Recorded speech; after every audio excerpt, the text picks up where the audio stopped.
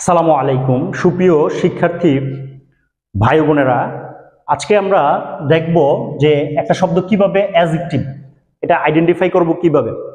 আমরা তো জানি কোনো দোষগুণকে অ্যাডজেক্টিভ বলে, যেরকম গুড, ব্যাড, টল, অনেস্ট, আগলি, হ্যান্ডসাম, কিন্তু এগুলো তো প্রচলিত। কিন্তু কিছু চিহ্নের মাধ্যমে আমরা একটা শব্দকে যেটা যে অ্যাডজেক্টিভ এটা বুঝতে পারবো, কারণ আমরা যে অ্যাডজেক্টিভ আর নাউন শব্দগুলো কাছাকাছি মনে হয়। যেরকম এনটি থাকলে আমরা এটাকে অ্যাডজেক্টিভ বলবো, যে ইম্পর্টেন্ট, প্রেজেন্ট মানে লাস্টে ট জাতীয়, ইম্পর্টেন্ট, প্রেজেন্ট, ইমিগ্রেন্ট এরকম। তো এই শব্দটাই যদি আবার ইম্পর্টেন্স, প্রেজেন্স হইতো, ডিপেন্ডেন্স হইতো, তখনই কিন্তু আবার নাউন হয়ে যেত। তাহলে আমরা এনটি মানে ট জাতীয় শব্দগুলোকে অ্যাডজেক্টিভ ধরতে পারি। দেন কোনো ওয়ার্ডের শেষে যদি লেস থাকে, আমরা কিন্তু জানি নেস থাকলে নাউন, যেমন হেল্পলেস, এটা কিন্তু অ্যাডজেক্টিভ, কিন্তু হেল্পলেসনেস এই শব্দটা কিন্তু নাউন হয়ে যায়। আমরা কোনো ওয়ার্ডের শেষে যেমন কাইন্ডনেস, গ্রেটনেস, ফন্টনেস, ওই শব্দগুলো জানি নাউন, কিন্তু কোনো ওয়ার্ডের শেষে যদি লেস থাকে তখন এই শব্দটা কিন্তু আর নাউন না, এটা হয় অ্যাডজেক্টিভ। যেমন কাইন্ডলেস, কিন্তু আবার যদি আমি কাইন্ডলেস এর নাউন করতে চাই তাহলে কাইন্ডলেসনেস বলতে পারবো। কোনো ওয়ার্ডের শেষে উইএস থাকলে, যেমন অ্যাংশাস মানে উদ্বিগ্ন, তারপরে ডেঞ্জারাস, কোনো ওয়ার্ডের শেষে উইএস থাকলে এটা অ্যাডজেক্টিভ হয়ে থাকে। তারপরে কোনো ওয়ার্ডের শেষে ফুল, এফইউএল, আমরা জানি ফুল বানানে দুইটা এল, কিন্তু কোনো ওয়ার্ডের শেষে ফুল বানানে কিন্তু একটা এল হয়। আবার ফুলি, যখন আমি ফুলি লিখবো তখন তো দুইটা এল হবে, এটাই স্বাভাবিক।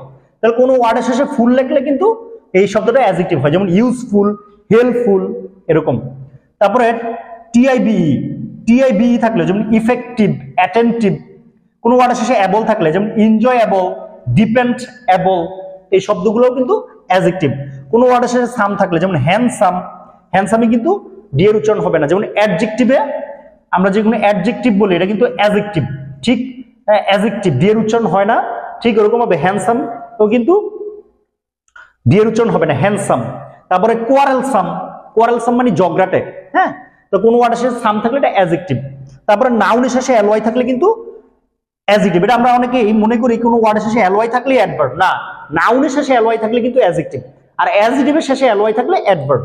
যেমন ফ্রেন্ড একটা নাউন, ফ্রেন্ডলি এটা কিন্তু অ্যাডজেক্টিভ, ফ্রেন্ডলি কিন্তু অ্যাডভার্ব না, অ্যাডজেক্টিভ। যেমন সাপ্তাহিক পরীক্ষা, উইকলি, টাইমলি, মাদারলি, সিস্টারলি, ব্রাদারলি, এই শব্দগুলো কিন্তু অ্যাডভার্ব না, অ্যাডজেক্টিভ। দেন কোনো নাউনের শেষে এল থাকলে, আমরা জানি ভার্বের শেষে এল থাকলে নাউন, ভার্বের শেষে এল থাকলে কিন্তু নাউন। যেমন রিমুভ, রিমুভাল, অ্যাপ্রুভ, অ্যাপ্রুভাল, ওই শব্দগুলো নাউন।